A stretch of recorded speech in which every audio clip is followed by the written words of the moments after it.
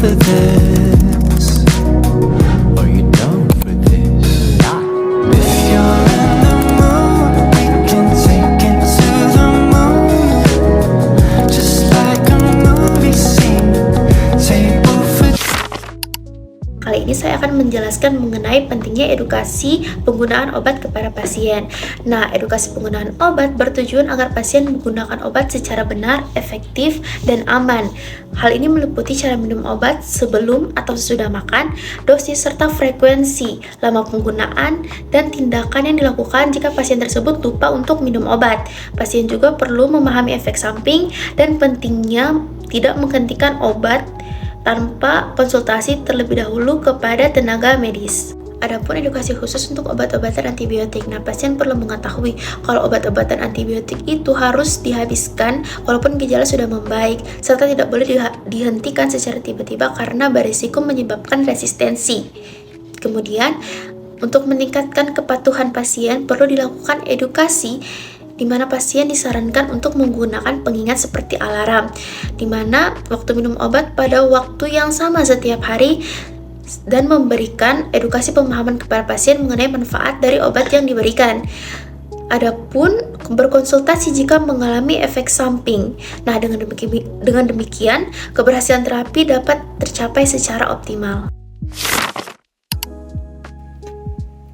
Selanjutnya mengenai efek samping dan keamanan obat agar pasien dapat menggunakan obat secara tepat dan aman, di mana setiap obat berpotensi menimbulkan efek samping mulai dari yang ringan seperti mual, pusing, atau mengantuk hingga yang lebih serius tergantung jenis obat atau kondisi pasien.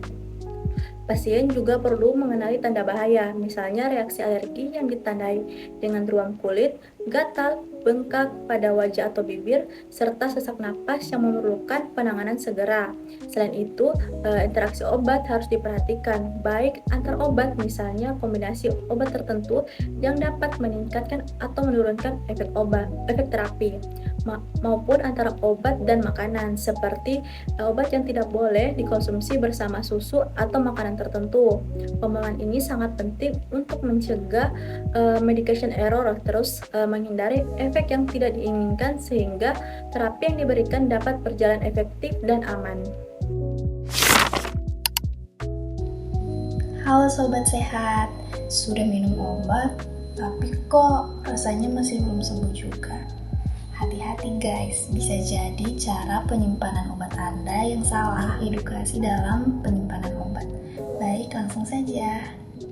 Baik, pada poin nomor 1, yaitu kita membahas tentang suhu. Jadi, secara umum obat itu harus disimpan dalam suhu ruangan yang cukup dingin, yaitu di bawah dari suhu 30 derajat Celcius. Tapi ingat, ada beberapa obat khusus, contohnya seperti insulin atau suppositoria yang harus dimasukkan di dalam kulkas, yang dimana rentan suhunya itu yaitu 2-8 derajat Celcius. Jangan salah, jangan dimasukkan ke freezer ya. Kemudian kita masuk pada poin yang kedua, yaitu tentang musuh utama obat.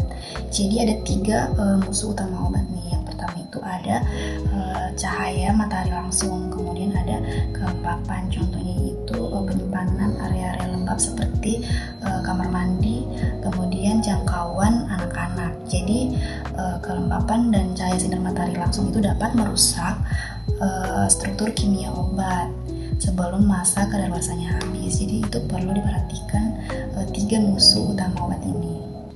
Kemudian pada poin yang ketiga yaitu tips khusus untuk obat. Jadi yang pertama itu tablet atau kapsul itu jangan dipindahkan ke dalam wadah. Dia harus disimpan di tempat aslinya, itu contohnya seperti di strip, harus dalam wadahnya langsung, jangan dipindahkan ke tempat lain.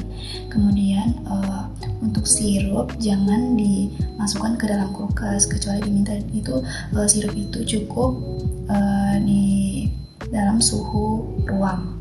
Kemudian itu ada tetes mata. Jadi tetes mata itu berlaku selama 30 hari. Jadi ketika sudah dibuka segelnya, kita harus catat tanggalnya supaya kita tahu kapan waktunya selesai. Jadi itu tipsnya.